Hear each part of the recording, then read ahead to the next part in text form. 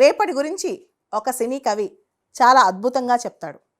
రేపేం జరుగుద్దో రాయగలమా, రాసే కలముగా మనం మారగలమా అని. మనిషి జీవితం చాలా విచిత్రమైనది. రేపేం జరుగుద్దో చాలామందికి తెలియదు. మనం అనుకుంటాం మన తలరాత మనం రాసుకుంటామని. నిజమే, మనం పడే కష్టం, మన సవాళ్ళు, వాటిని ఎదిరించి చాలా రాతలు రాసుకుంటుంటాం. కొన్ని సందర్భాల్లో మనిషి చేతిలో లేని కూడా భవిష్యత్తులో జరుగుతుంటాయి. అయితే ఇలాంటి సందర్భాలు వచ్చినప్పుడు మనం ఎలా ఉండాలి? మనందరం పాస్ట్ బ్యాగేజ్ తల మీద ఎత్తుకుంటూ ఫ్యూచర్ గురించి భయపడుతూనో హోప్తోనో బతుకుతూ ఉంటాం. కానీ అందరం మర్చిపోయేది ఈ క్షణం గురించి. ఈ క్షణం వదిలేసి జరిగిపోయిన క్షణాలు, జరిగిపోయిన రోజులు ఆలోచిస్తుంటాం. కానీ అసలు రియాలిటీ అంటే ఏంటి? వాస్తవం ఏంటి?